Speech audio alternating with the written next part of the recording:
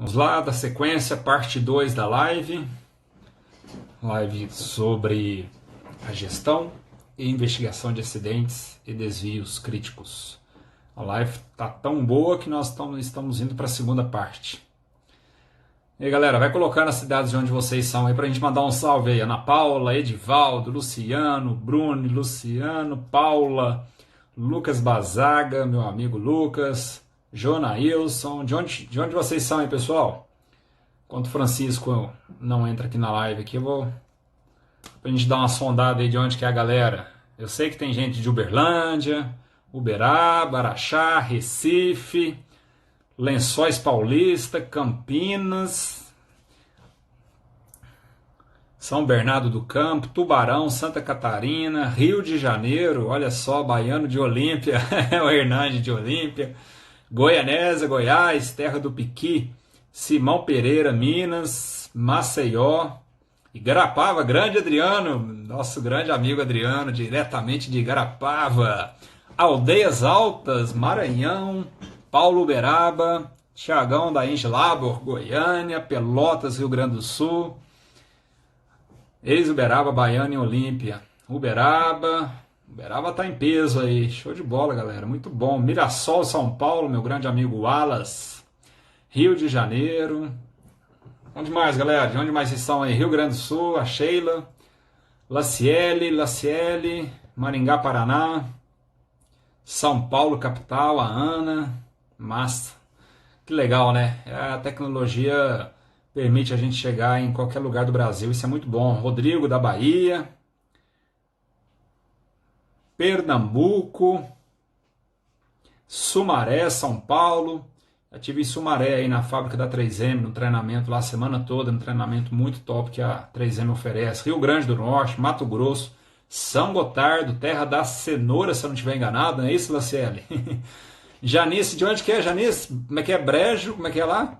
Goiânia, Santo Amaro, Bahia, ó, Brejo bonito tem aí também, Patrocínio, eita galera, Campo Florido, Usina Cororipe, Grande Cleidmar, massa. Vamos lá, vamos conhecer. Ah, é isso, né, Laciele? Terra da Cenoura, São Gotardo, é isso mesmo. Galera, que massa. Nossa, já passou de 40 pessoas aí. Cutuca nesse aviãozinho aí.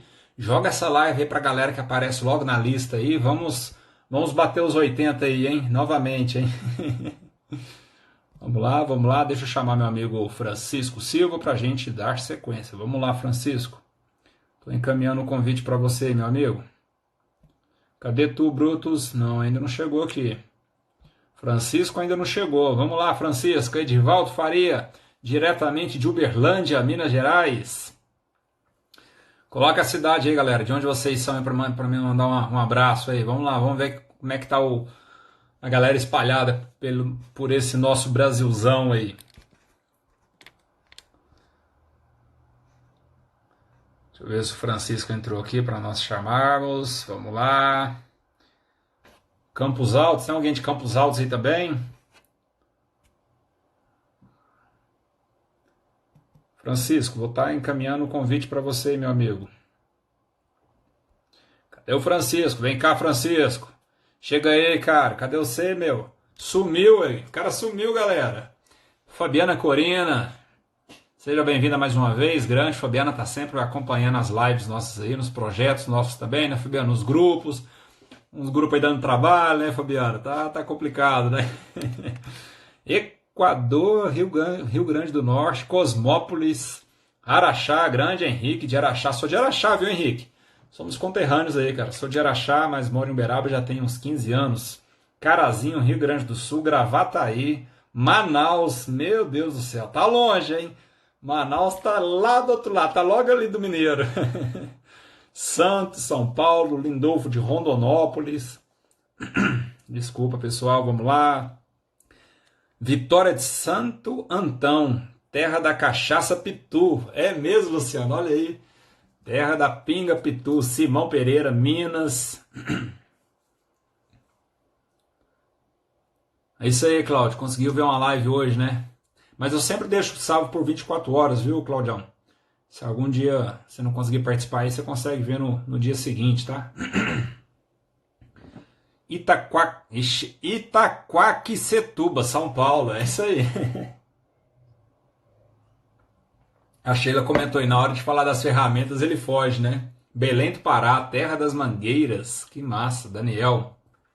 Cadê tu, Brutus? Cadê você, Francisco? 50, já batemos 50, hein, galera? Clica nesse avião aí, espalha essa live para mais pessoas aí. Vamos, vamos. Cara, hoje nós batemos 85, foi recorde, hein?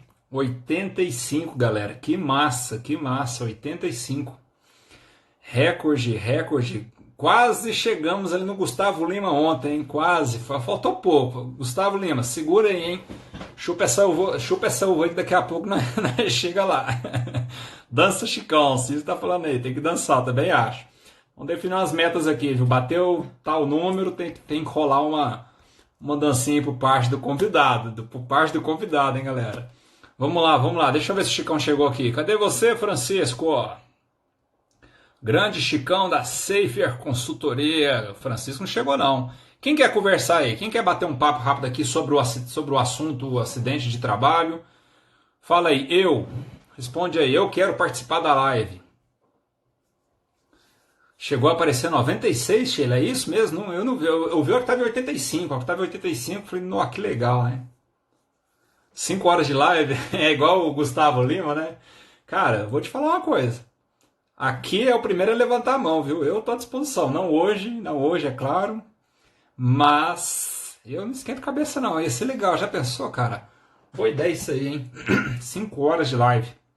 Convida um, convida outro e toca o bet. Muito conhecimento aqui para transmitir para a galera. Isso é bom, né? Nós temos inúmeros profissionais aí. Eu tô até pensando, nossa, a garganta aqui já tá. E olha quem tá falando é o Chicão, né? Eu só tô dando alguns pitacos aí. Eu tô até pensando o seguinte, galera, de repente, além de fazer o Domingão da Prevenção, por que não fazer às vezes a Quinta da Prevenção? Porque, cara, tem muitos profissionais que eu gostaria de convidar, já estão listados aqui, né? Vários de vocês que estão na live, que nem tá sabendo disso, vocês nem estão sabendo, mas muitos de vocês já estão aqui numa lista que eu tenho, né? Lista de amigos, colegas, enfim, seja amigos presencial ou do online, né? Eu tenho uma lista aqui e vou convidá-los, né, para esse projeto do Domingão da Prevenção, só que, cara, essa lista só aumenta e a quantidade de lives é uma por semana, né? Então, de repente, a gente fazer mais um dia aí, né? A quarta da prevenção, a quinta da prevenção, sei lá o quê, e trazer convidados. Muito legal, é muito conhecimento que a gente troca aqui, né, galera? Assunto não vai faltar, não, de forma alguma. Deixa eu ver se meu amigo Francisco chegou aqui.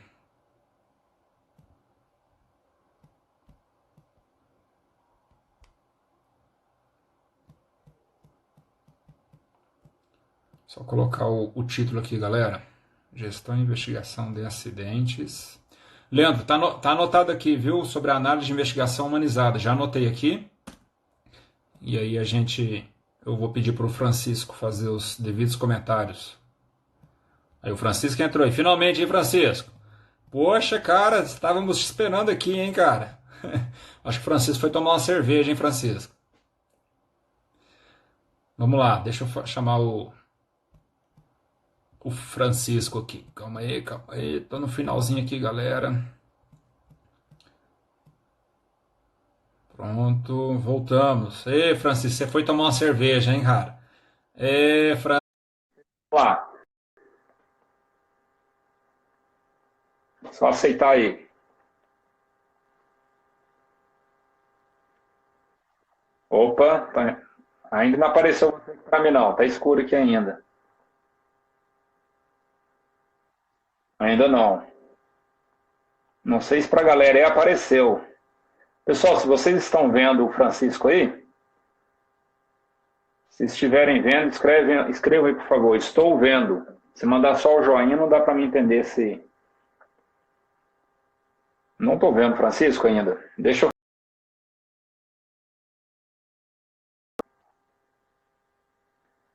eu mandar o convite mais uma vez aqui para o Francisco.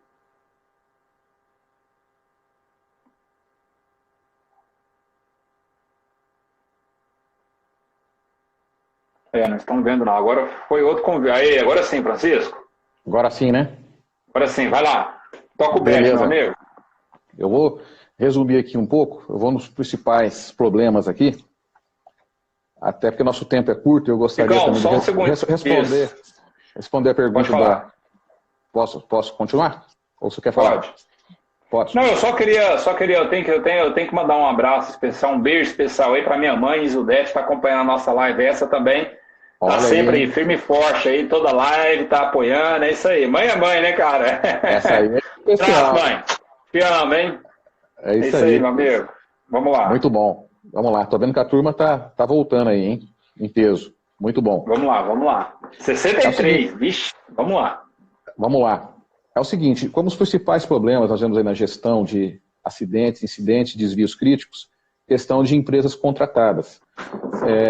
Muitas vezes a empresa contratada ela tem um padrão, via de regra, inferior à empresa mãe. Então, um sistema de gestão de saúde e segurança consolidado deve garantir que as empresas contratadas também tenham o seu nível, né, de investigação e de análise de desvios da mesma forma, né? Então, isso é um grande problema, essa nivelação, esse nivelamento de ações, né? Então, isso é muito, muito importante. Estatisticamente, os terceiros, né, as contratadas, carregam um número maior de acidentes, né, tanto em termos de quantidade quanto gravidade. Então, isso é uma questão importante. Uma outra questão seria a verificação de eficácia, né? Até eu vi que já foi comentado. O que é a verificação de eficácia? Aquela ação que entra no plano de ação e depois você vai ver se aquela ação, primeiro, ela foi implementada, e segundo, se ela foi devidamente implantada, né? Então, fazer esse processo de verificação de eficácia é muito importante aí, né? Revisar a eficácia das ações corretivas. É interessante isso, que nessa versão agora da ISO 14001, né, e tanto também da ISO 45001, 14001 e 9001, não tem mais ações preventivas. Esse termo não existe mais, né? Existe oportunidade de melhoria e ações corretivas, né? Por que a ISO mudou? Porque, na verdade, se não tem ações preventivas, se o evento aconteceu e não deveria ter acontecido. Você já está corrigindo, né? Então, essa aqui é a ideia. Então, essa verificação de eficácia é muito importante. E existe uma grande falha que as pessoas pensam em investigação do acidente como o evento dentro da sala com as pessoas reunidas.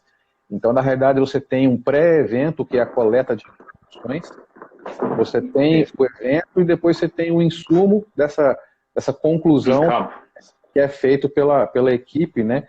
E que ela é baseada em evidências de coletas de campo e de uma série de informações. Então, isso é muito importante. O Edivaldo fez um comentário, eu acho muito pertinente dentro desse assunto aí, que em alguns casos, né, você comentou aí que sim, é casqueteado, né, da contratante para contratado, mas em alguns casos é o contrário, né, Chicão? Em alguns casos a contratada tem uma política muito forte, né, um programa muito forte e acaba passando isso para a contratante, né? Aí no caso, quem tem a cultura de saúde e segurança mais evoluída vai sofrer por aquele que tem uma cultura menos evoluída, né? Porque nem sempre a contratada, enfim, a empresa-mãe, necessariamente vai ter sempre o nível mais alto, né? Você vê o inverso também em empresas grandes aí, né? E no caso aí, o Edivaldo, enfim, a gente vê que a Manserve aí é uma empresa que realmente tem um nível altíssimo, né, de saúde e segurança, e que ele conhece bem essa diferença entre unidades, né? Aonde é uma política muito forte, um programa de segurança muito forte. Eu trabalhei também já na Manserve, então falo isso realmente com propriedade, né? Uma empresa que investe muito em segurança. É lógico, tem suas falhas como qualquer outra empresa, mas tem uma política muito robusta, um programa de segurança muito robusto, muito forte, muito interessante. Isso. Depois, no final, aí vi o comentário do Leandro aqui, vamos passar os meus contatos. Legal que gostaram de mim, dos comentários, muito bom. A gente vai trocar bastante informações aí. Às vezes eu fico mais quieto, mais anônimo, mas depois no final a gente vai dar aí o Instagram, site e etc.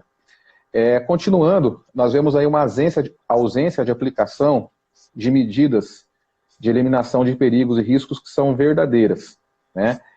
Porque, na realidade, a própria agora ISO 45.001 já traz, porque as ações que devem compor os planos de ação têm que ser prioritariamente, né, dentro da hierarquia de riscos, né, de gestão de riscos, eliminação do risco, substituição, né, de perigos, né, e redução dos riscos, e aí controles de engenharia e, por último, EPI. E a gente vê muitas investigações aí que é o inverso, né? Então, aí ou seja, você tem uma doença, mas aí você não toma um remédio que é proporcional para aquela doença. Né? Então, a gente vê muito isso, divulgar em DDS como sendo a principal ação.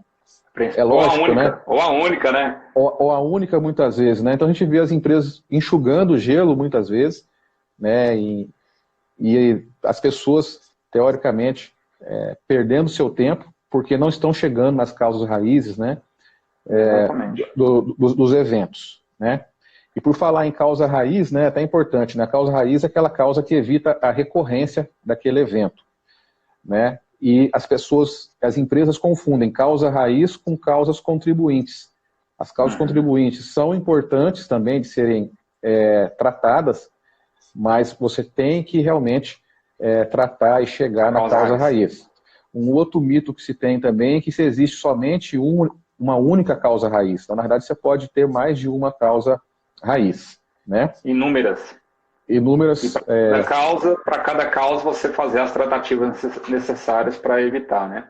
Um bom indicador aí, não sei se vocês utilizam, já utilizei, mas um bom indicador é justamente recorrência de acidente. Se existe muita recorrência, é porque o processo de investigação está falho, né? Exatamente. Se o acidente voltou a acontecer, é porque a equipe de investigação falhou, não definir as causas corretamente, ou definir as causas corretamente, fizeram as ações, né, definir as ações corretamente, mas as ações não foram realizadas, não foram eficazes, enfim. Sim. Eu até acrescento mais um item, que é lógico que é difícil de acontecer, mas às vezes um acidente ele pode acontecer por um evento diferente do evento do primeiro acidente, né? Isso é raro de acontecer, mas pode acontecer também, né? Ele foi desencadeado por uma outra situação, né? Então vamos imaginar aqui uma explosão numa subestação elétrica. Então se chega lá numa causa raiz que de repente faltou lá atualizar o prontuário elétrico. Mas de repente foi uma outra situação, uma outra ramificação onde aconteceu a mesma situação, né?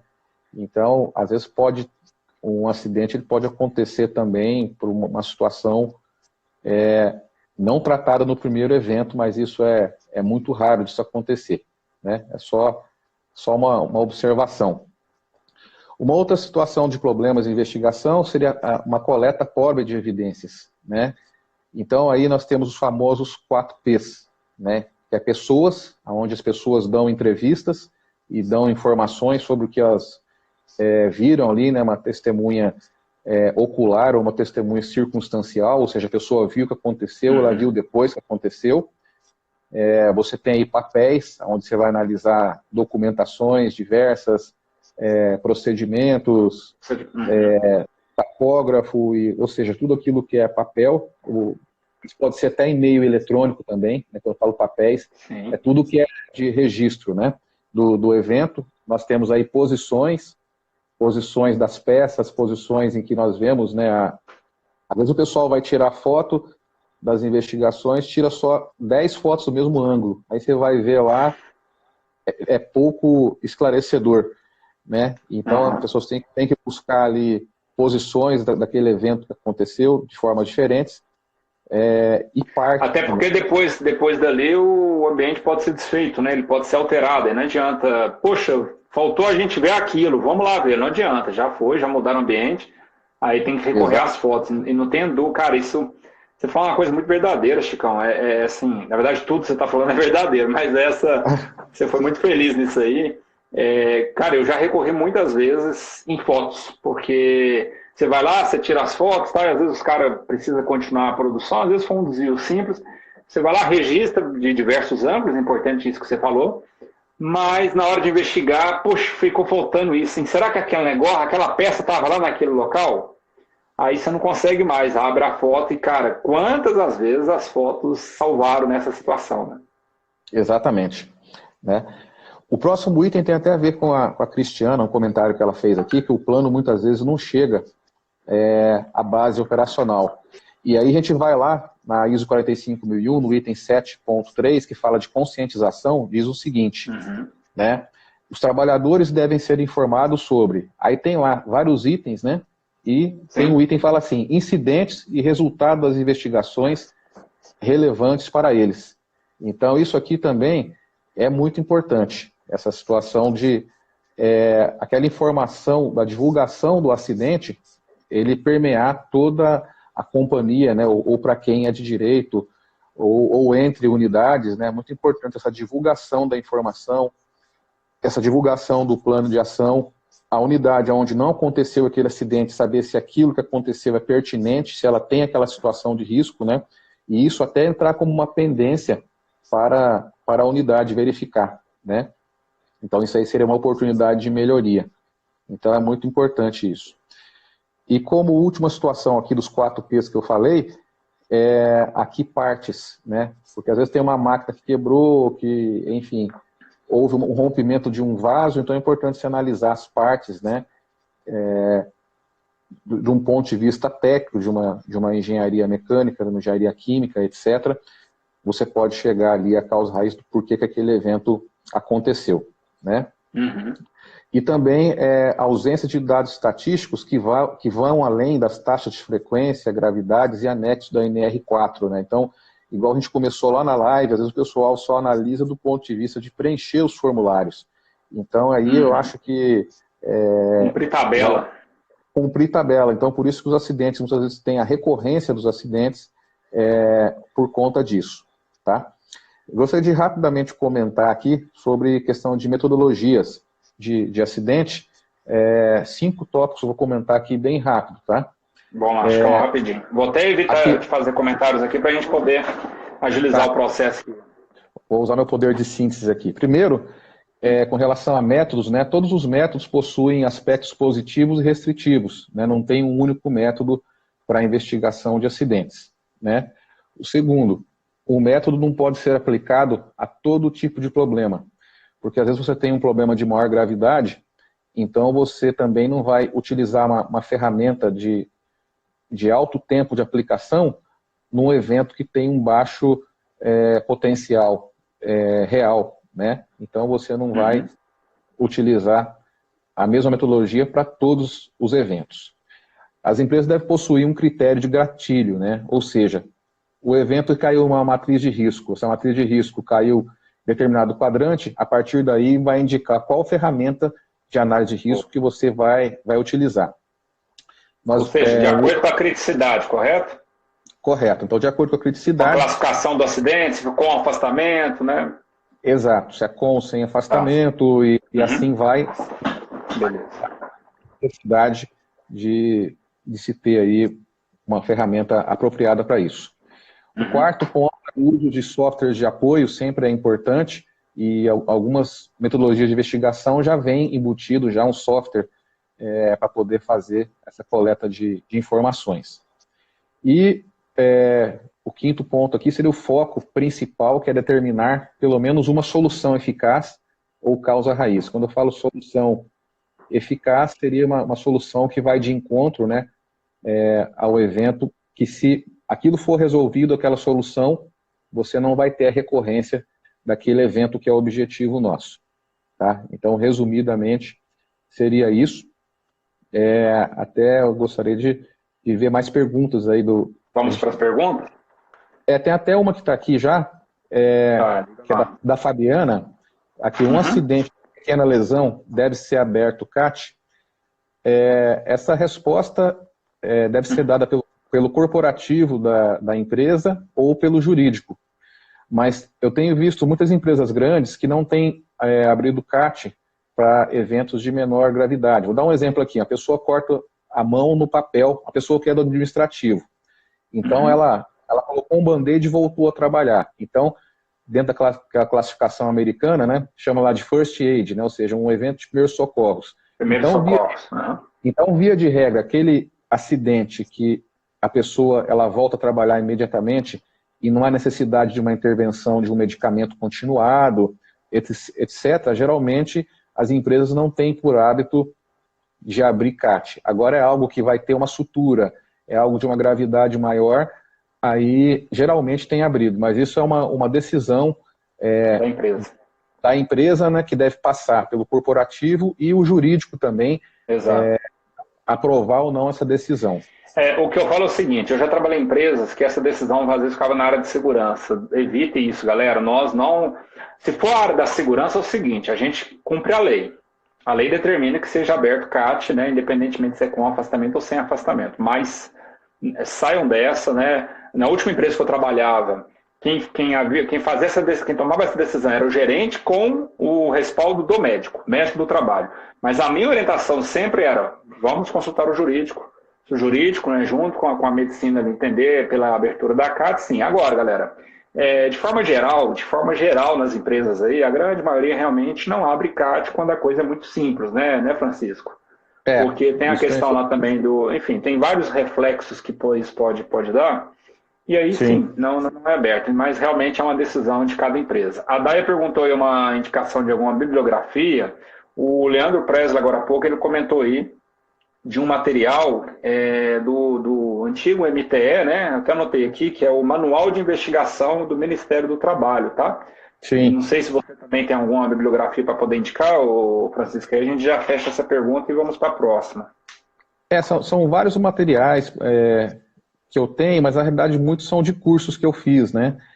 Então, por exemplo, Kepner-Trigo, que é uma metodologia avançada, mas de um curso que eu fiz. Tem o curso, aquele livro legal, que é de investigação dos acidentes pelo método de árvore de causas, né? Depois eu posso até passar para você alguma sugestão, reunir e passar para você algumas sugestões, entendeu? Sim, sim. Tem muito material, né? Muitas ferramentas, né? A gente nós nem comentamos das ferramentas, eu acho que nem vai dar para comentar. De repente pode ser assunto de uma próxima live, né? Tem muitas pessoas aí perguntando, né? Pedindo, né, para continuar essa live. Fazer novamente essa live, né, para darmos sequência, mas das ferramentas mais conhecidas aí, Francisco, quais são elas? Diagrama de Chikawa, análise de árvore? A gente poderia citar aí basicamente causa e efeito. Umas 10 ferramentas rapidamente aqui. 5 que porquês, são mais... vamos lá. Tem as 5 porquês, diagrama de causa e efeito, que é o Ishikawa, temos aí árvore de causas, que é o ADC. Árvore de causas, isso. Árvore de falhas, que é diferente, né, mas que é uma outra metodologia.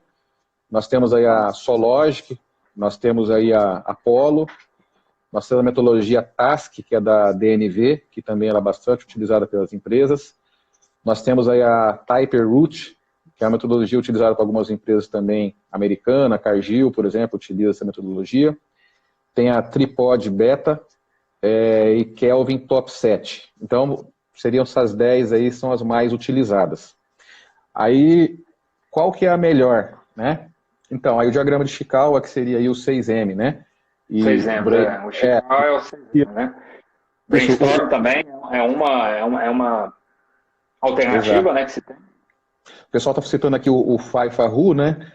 Que ele até, do amigo lá que é gerente lá da Gerdau, eu até fiz esse treinamento de 2 dias, que também é bastante interessante, né? O Faifahu também é uma ferramenta hoje que muitas empresas têm utilizado, é um seminário de 2 dias, ele é feito aí no Brasil inteiro, né? Lá do meu amigo Marcelo, lá, da Gerdau, também, que é uma referência aí também.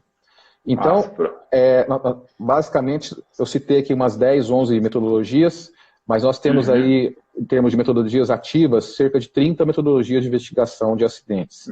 Tá? É muita coisa, então é muita coisa, algumas metodologias boas, muitas dessas são pagas, né? Igual eu falei, eu tenho muito material sobre isso, porque tem muitos anos que eu estudo sobre isso, mas acaba sendo... Você tem que participar do curso para ter acesso, né, ao material. Mas, uma metodologia que eu tive muito contato com ela e eu particularmente eu gosto, de novo, não conheço todas, tá, galera? Das 10 que o Francisco citou, eu conheço umas 4, 5.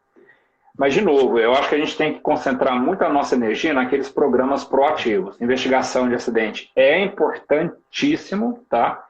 porém é um programa reativo onde a gente reage a determinada situação que já aconteceu, mas é importante a gente conhecer. Agora, investigação de acidente, independentemente, eu acho, da metodologia, né, Francisco, é você fazer bem feito. Porque todas elas, você consegue chegar na causa raiz. Então, eu utilizava o diagrama de Chikawa, e para cada item identificado no diagrama de Chikawa, a gente fazia a metodologia dos 5 porquês até chegar na causa raiz e depois dali estabelecer o plano de ação robusto, né? Então, independentemente da metodologia aí, é fazer ela bem feita, porque você pode ter a metodologia da galáxia, né? Mas se não for bem feito, não houver envolvimento da galera, não adianta, né? Eu vejo que 80% hoje das indústrias utiliza o brainstorming, 5 porquês e Chikawa, né? 80% das empresas aí. Algumas empresas, conforme a criticidade, aí sim vai lá para uma Sologic, uma Polo. Tem algumas metodologias que eu citei aqui que eu vejo que é complicado, porque a pessoa tem que estar muito bem empoderada de como utilizar a metodologia, porque senão, às vezes, quem é da produção e a pessoa está participando ali da investigação, a pessoa fica perdida, onde esse cara quer chegar. Né? E aí, se você tem lá um líder muito persuasivo, gente, não estou entendendo nada que está acontecendo aqui, né? Então, por isso que eu sou defensor de se ter um grupo multidisciplinar, e sempre esse grupo vai fazer parte de todas as investigações, e aí a liderança da onde aconteceu o evento vai participar, vai ter a CIPA que ela cada ano vai mudando, o pessoal vem e participa, mas você tem um grupo fixo, e esse grupo que detém a metodologia, seja ela qual for, que vai conduzir a investigação. Porque eu já vi muito, por exemplo, eu sou instrutor da árvore de causas.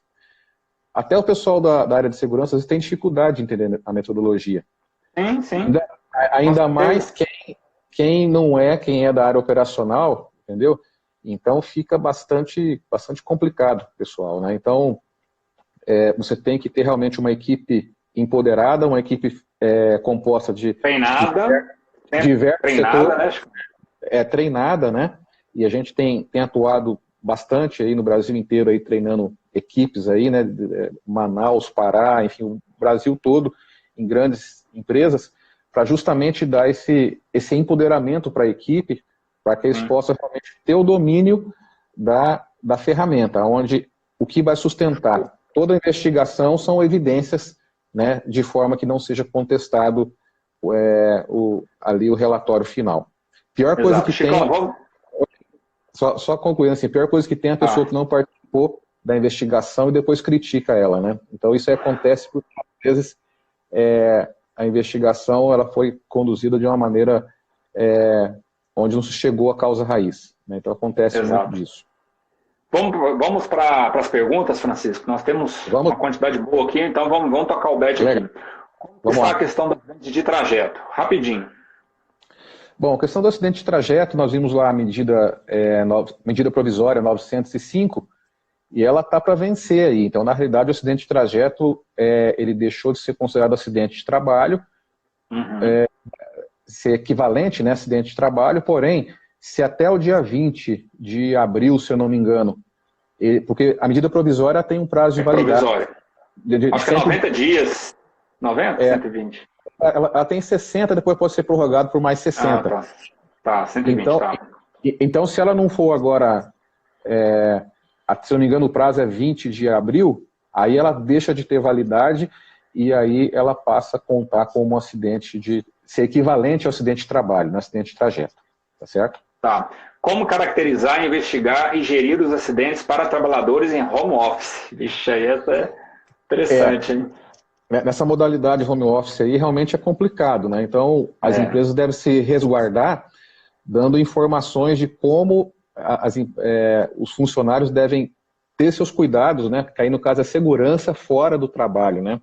É interessante que eu até trabalhei com a DNV e no programa dela do Sistema de Saúde, Gestão de Segurança, tem lá controle de perdas, tem lá 20 elementos, né? O último elemento fala de segurança fora do trabalho.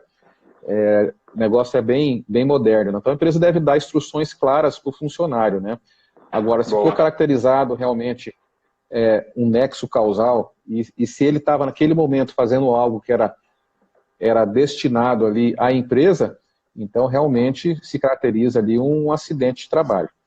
Né? Essa pergunta, o pessoal está falando que essa pergunta foi boa, foi ótima. Quais metodologias, você até já falou das metodologias para investigação de acidente, e na sua opinião, Francisco, qual que é a mais eficaz? Bom, eu vejo Rapidinho. Que não tem a metodologia mais eficaz, tem a metodologia aplicada de maneira correta. Né? Eu vejo que todas as metodologias têm limitações. Né? Eu vejo que um 5 porquê, ele bem aplicado, você chega à causa raiz. Mas a forma como eu aplico o 5 porquê é um pouco diferente do que geralmente você vai aquelas perguntas. Lógico, você faz aquelas perguntas, mas o jeito que eu faço é um pouco diferente da metodologia. A pessoa que está conduzindo a investigação na metodologia 5 porquê, se não tomar cuidado, desvirtua completamente. Não chega numa causa que não tem nada a ver, né? Vamos lá. Exatamente. O que pode ser considerado como desvios e como tratá-los? Certo. O desvio é aquilo que tem o potencial de se transformar num acidente, mas né, um acidente de qualquer natureza. Eu posso, do ponto de vista ambiental, considerar um vazamento de um produto tóxico, perigoso, inflamável, como um desvio também. Né? Então, vai da classificação de cada empresa. Né? Mas o desvio é aquilo que a organização entende... Sai da normalidade, né, Chicão? Não só sai da normalidade, mas que a organização entende que aquilo deve ser evitado e deve ser investigado. Então, isso para mim é um desvio. Então, você tem um desvio mais simples e você tem um desvio, por exemplo, crítico, um desvio de alto potencial, que as empresas falam. Né? Então, ou seja, por muito pouco, uma questão de sorte, não aconteceu um acidente grave. Então, você tem desvios que têm uma tratativa tão alta quanto um acidente. Né? E empresas que têm uma cultura evoluída de saúde e segurança tratam os desvios de uma maneira séria também. Né? Uma maneira bastante abrangente, em termos de investigação. Tá. Qual a ferramenta ideal para utilizar em investigação de acidentes sem afastamento?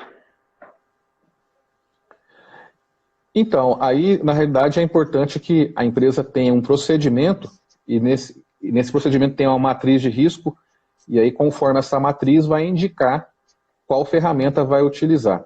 Né? Eu não teria uma ferramenta que seja obrigatória, mas específica, né? Específica, né? Mas aí eu acredito aí que os 5 porquês, o diagrama de Chikawa, sendo bem aplicado, são ferramentas que podem ser utilizadas nesse caso. Perfeito. Ações imediatas, curto e longo prazo e o tipo de ação que não deve ser inserido nas análises. Comentar um pouco a respeito disso.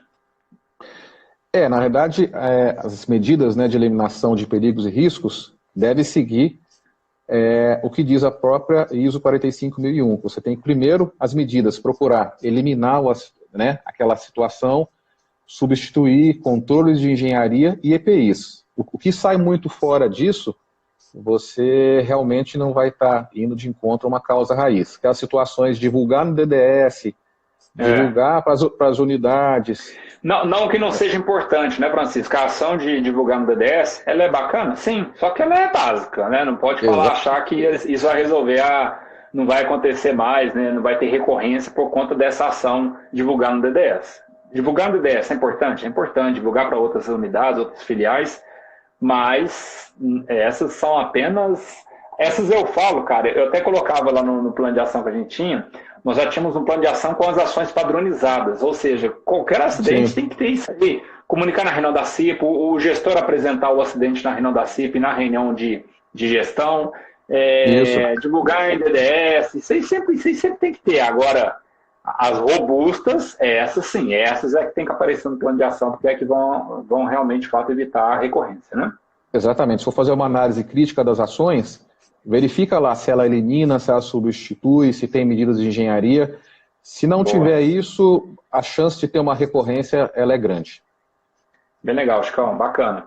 Okay. Eliminação, medida de engenharia e... Eliminação, substituição. Né? Substituição, depois nós temos aí medidas de engenharia e por último, última linha de defesa, EPI, né? O EPI. né? Exatamente, que é a última barreira. Como deve ser a tratativa em caso de acidente fatal? Pergunta muito, muito, muito importante que muitos profissionais às vezes não sabem como proceder. Exato.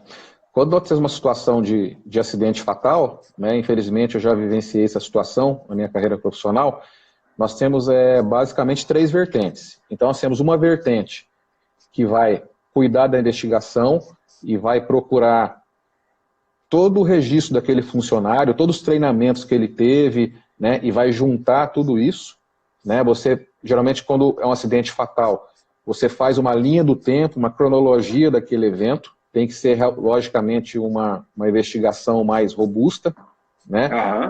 Lembrando que essa investigação, ela, de via de regra, ela vai para um jurídico e ela pode ser fonte aí para um processo que a empresa... defesa, isso.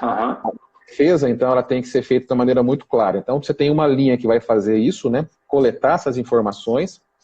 Você tem uma outra linha que vai dar assistência para a família do acidentado. Tem empresas que têm aí assistente social, tem psicólogo, etc. Então é importante separar bem esses papéis, né? Sem dúvida. E você tem uma outra linha que vai fazer a parte de comunicação externa com relação à empresa, né? Porque aconteceu, quem que está autorizada da entrevista com relação a isso? Então isso já deve compor dentro do procedimento da empresa quem são as pessoas autorizadas a falar em nome da empresa e dar todas as informações com relação a esse evento. É comum a gente ver acidentes que acontecem em grandes companhias, né? Lamentamos informar que na data do dia 29/3 aconteceu em nossas unidades o acidente fatal, com o operador tal, né? Lamentamos pelo fato, estamos dando apoio às famílias. Apoio à família. Já estamos iniciando as investigações para evitar que situações como essa voltem a acontecer. Então, na realidade, quando você tem um acidente fatal, você tem que ter já esse plano já bem implantado na empresa, no sentido de cada um saber qual que é o papel que vai fazer. Exato. E ter uma documentação muito bem, uma investigação muito bem feita no sentido de que realmente se evite completamente, né, essa situação de óbito, né, de recorrência desse evento. Mas muito boa a pergunta. Eu só complementaria aí o seguinte, muita atenção, nenhum de nós aqui, a não ser que tenha um médico aqui nessa live, né, mas fora isso, nenhum de nós podemos atestar o óbito, né? Então, exatamente. Diante de algum acidente grave que acontecer na empresa de vocês, é uma dica, se Deus quiser, né, tomara, vamos bater na madeira 3 vezes aí, mas se porventura acontecer algo, né, é importante conduzir esse trabalhador para o hospital, né? Porque, exatamente. Não vou conduzir porque eu tenho treinamento de primeiros socorros, eu já constatei ali, realmente ele está morto. Não, nós não podemos fazer isso, né? Nós, profissionais da área de segurança do trabalho, por mais que a gente tenha curso de primeiros socorros e tal, se não for um médico, né, Francisco, me corrija se eu estiver errado, mas se não for um médico, não podemos atestar o óbito. Então, socorrer o trabalhador e encaminhar para o hospital o mais rápido possível, né? Lógico que existem, às vezes, situações que isso não é possível, aí, né, abre um parênteses aí, mas quando for possível, né, encaminhamento para o hospital, né? Uma outra situação também que, enfim, é lógico, tem situações que você realmente constata ali que houve o óbito no local, né? Muito cuidado com relação a imagens, né, do acidente, imagens de pessoas que não fazem parte da investigação, porque tem muitas situações que, até uma situação que eu fiquei sabendo de um acidente que aconteceu numa empresa, e antes da empresa comunicar oficialmente à família, já tinha informações, já tinha fotos da pessoa, né? Isso aí realmente é uma coisa muito, muito complicada. E galera, e já fica a dica aqui para vocês, ó, aí eu respeito a opinião de cada um, mas inclusive nos grupos que eu tenho, né, eu deixo muito claro isso nas regras, né? Não permitimos, inclusive no BMK, né, Francisco, que você faz parte também, aqui de Uberaba, né? São 2 grupos que nós temos aqui em Uberaba, com profissionais de segurança de Uberaba e região, né? A gente deixa bem claro isso, né? Não divulgar imagens e vídeos de acidente de trabalho. Eu lá atrás, né, muito tempo atrás, quando eu comecei na profissão, os meus treinamentos eu colocava, né, muitas imagens de acidente, achando que aquilo ali conscientizaria as pessoas. E eu aprendi através de um coordenador corporativo de segurança, meu cara me ensinou que não. Cara, não é mostrando imagem, mostrando sangue que vocês vão conscientizar as pessoas, né? Vocês têm que mostrar o que Sim. deve ser feito. Porque senão a pessoa fica até assustada, fica com aquilo na cabeça e fica pensando naquilo, mentalizando aquilo, e de repente acontece um acidente. Mas respeito a opinião de cada um. Agora, evitem ficar jogando isso nos grupos, né? E é tão ruim, né, cara? Nossa, eu não gosto quando às vezes você vê um acidente lá, um negócio grave, é ruim, galera. Então, assim, principalmente, porque às vezes vem acidente lá do Japão, lá da China, tá ok. Mas se for um acidente que aconteceu na sua cidade, na sua região, cara, é muito chato ficar repassando isso para frente, entendeu? Porque se você fosse o técnico de segurança daquela empresa, o engenheiro de segurança daquela empresa, o familiar daquele trabalhador, você não ia gostar que isso ficasse pulando de um WhatsApp para o outro, né? Mas, enfim, isso. Aí são opiniões e opiniões, né? Eu respeito, essa é a minha opinião, né? Tá. Vamos continuar? Deixa eu até complementar aqui, com relação a tratativas do acidente fatal, ou do acidente mais grave, né? Eu vi que alguém colocou com relação à CIPA, né? A reunião extraordinária. Então, isso também faz parte, né, desse relato. A CIPA participar na investigação e também na reunião extraordinária. O boletim de ocorrência também, né? Comunicar às autoridades competentes. Então, isso aí também faz parte. Mas aí a gente volta lá no início, né? Isso tudo tem que ser procedimentado, né? Para que, enfim, ninguém quer que aconteça. É igual os planos de emergência, né? Ninguém quer que aconteça, mas tem que ter aquilo ali. Para acontecer o evento. Mas, enfim, em acontecendo os eventos, logicamente já se sabe quais são as tratativas, os papéis e responsabilidades de cada um aí. Então, isso é importante. Tá. Okay? Dá para investigar acidentes sem uso de ferramentas, sem uso de alguma metodologia? Eu acredito que não, porque você tem que chegar à causa raiz, né? Então, porque senão fica somente uma coleta de dados, né? Você não converge para um fim, para uma conclusão. Então, a investigação tem que levar para uma conclusão. Então, na verdade, você tem que ter uma metodologia, por mais simples que ela seja, né? Você tem que fazer de acordo com a metodologia. Perfeito. Seria interessante zerar o placar de acidente caso ocorra algum acidente sem afastamento? Bom, aí depende do critério da empresa. Se a empresa está contando aquele placar, o acidente com afastamento, eu creio que não. Não tem sentido. Agora, o que nós vemos nas empresas, às vezes, é tomar cuidado com acidente com restrição. Porque, às vezes, o cara está com os dois braços engessados, as duas pernas, e aí todo mundo está vendo aquilo, e aí fala assim, não, pessoal, aqui nós estamos há 1000 dias sem acidente. Aí o cara fala assim, aquela múmia que está ali, que tem a enfermeira tem que fazer um aviãozinho para alimentar o cara lá no restaurante. Então tem situação que só abre a boca, né? O cara está tudo mobilizado, só abre a boca, mas não tivemos acidentes com afastamento, né? Esse assunto, na verdade, dava uma outra live, né, Chicão? Essa questão da gestão dos acidentes aí, isso acontece nas empresas, eu já trabalhei em empresas que acontece isso, sim, já pratiquei a restrição, mas tem situação que é complicado, tem situação que, cara, não dá. É foda. A restrição não pode trazer descrédito para o programa de segurança, né? Onde as pessoas veem o placar e falam assim, aquilo ali é mentira, por causa de... Você viu o fulano lá? A enfermeira tinha que fazer aviãozinho para dar comida para ele. E dessa emergência, tinha um carro ali que ia levar ele para fora da unidade. Tem coisas que não compensa, né?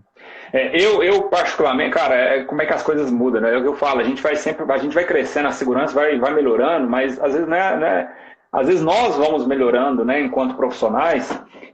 Antigamente eu adorava esse placar. Cadê o placar? Não tem um placar, tem que instalar o placar, né? Estamos há tantos dias sem acidentes, nosso recorde é tanto. Eu, particularmente, hoje em dia, eu não sou a favor desse placar.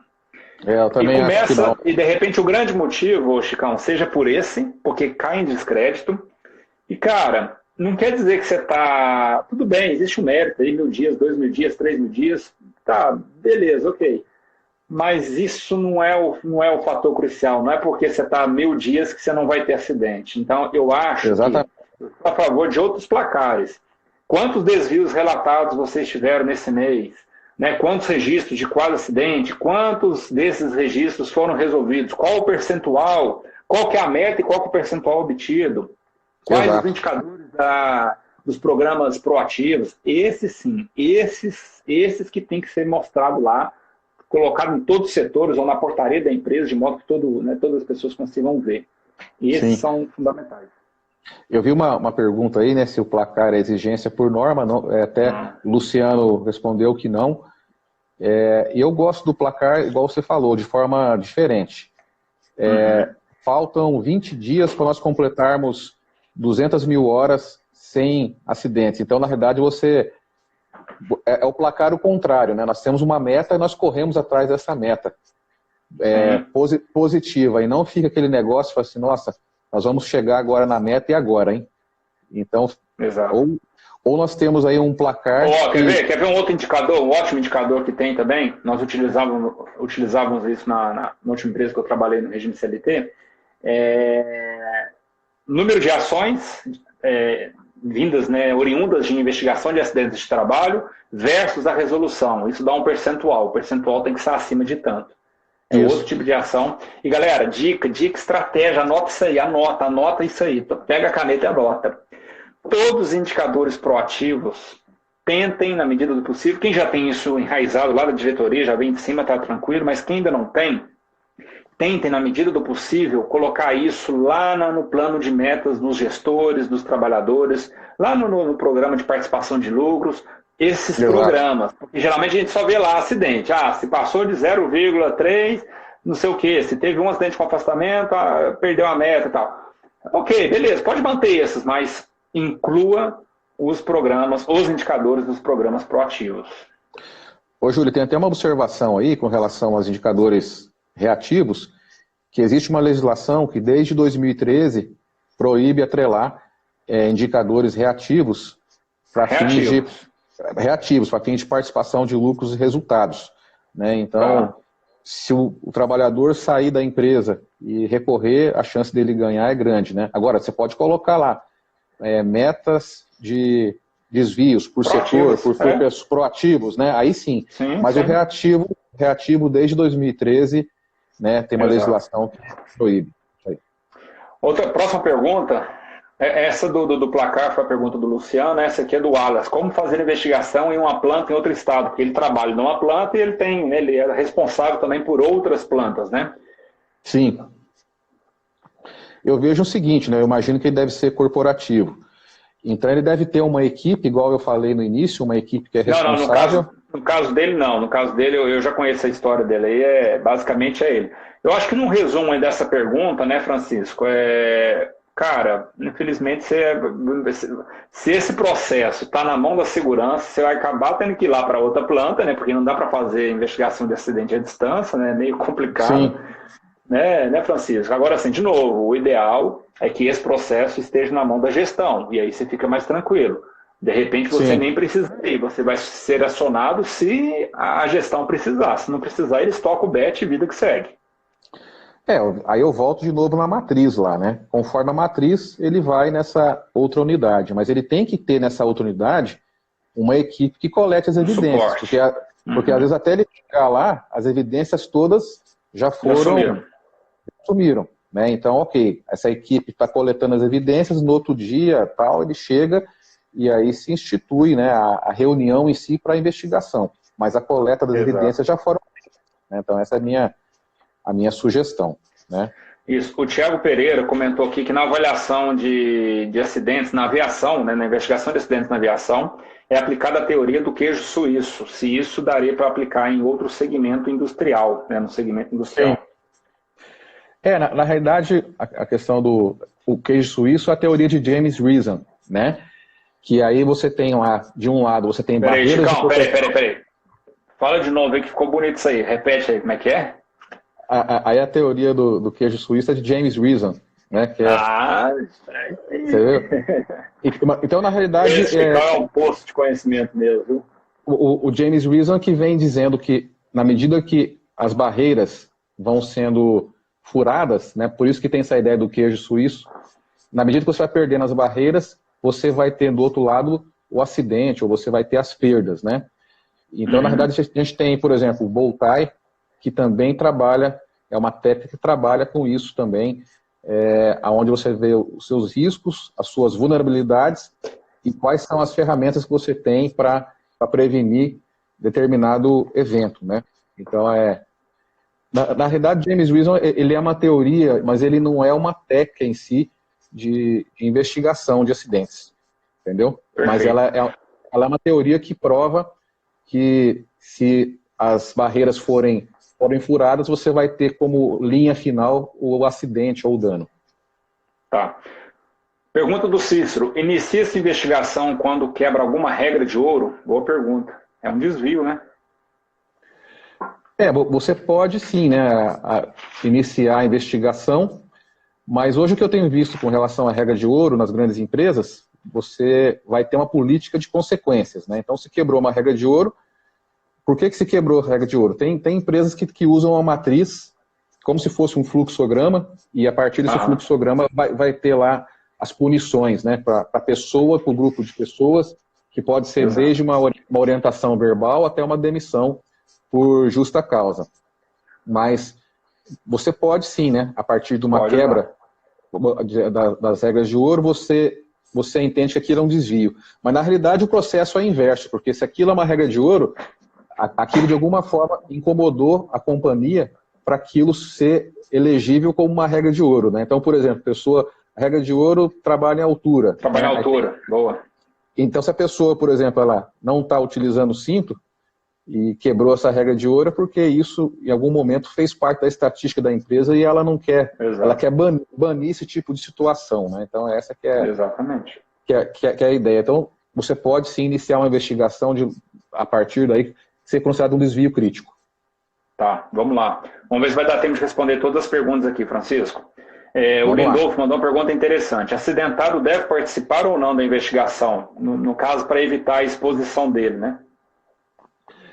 Eu vejo que ele pode participar, sim, até certo ponto, mas dando as informações, a equipe colhendo informações dele e depois ele se ausenta até para que ele não fique também constrangido, né? Então ele vai participar, sim. Tem algumas situações que não tem como ele participar, que é no caso do acidente fatal, né? E aí você não tem a principal vítima ali participando.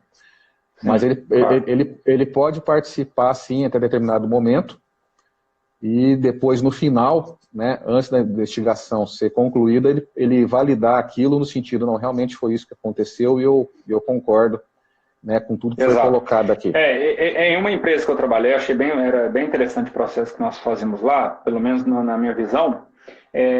Em alguns processos, o acidentado participava no primeiro processo ali de fazer a declaração do acidente, como é que foi, como é que não foi e tal, e naquela parte ali do estudo das causas e tal, aí a gente retirava ele da sala, né, falava, beleza, tá ok, pode retornar para o trabalho. E aí esse processo a gente fazia sem ele para realmente, porque às vezes acaba chegando em uma causa que pode ser às vezes o ato inseguro do trabalhador. Uma das causas, não é a única, né? Então a gente tirava e depois fazia a revisão junto com ele para fechar o assunto. Beleza. Até porque, só complementar, né? E com base na pergunta anterior. Vamos supor que ele quebrou uma regra de ouro referente a trabalho em altura. Ele deu o relato dele. E aí a comissão também pode definir uma punição. Mas punição não é causa raiz, não vai resolver a situação. Isso também é uma falha também, né? Muita empresa acha que dar advertência para aquele acidentado vai de encontro com a causa raiz, e isso não tem nada a ver com a causa raiz, né? Vai ser uma situação Pode ser uma das ações, mas não a única, não na esperança que resolva tudo. Exatamente. Boa. Ô Francisco, qual que é o seu Instagram? A gente tem mais perguntas aqui, viu, pessoal? Nós não vamos encerrar agora, não. Tem mais perguntas aqui. Seu Instagram qual que é? Meu Instagram é Safer Consultoria, SSMA.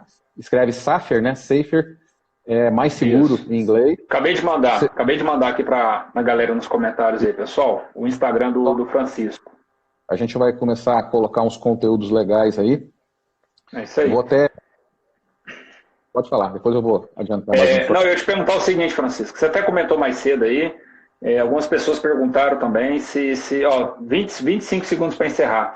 Se você realiza esse treinamento presencial e EAD, o treinamento de investigação de acidente. 20 segundos. Sim, a gente realiza, né? Vocês podem entrar em contato via Instagram e vamos também iniciar aí EAD também e pela revista Proteção também, tá ok? Beleza. Valeu, galera. Muito obrigado pela live, Chicão. Valeu demais. Valeu. Um abração, tudo de bom, pessoal. Prazer. Obrigado, Chicão. Valeu.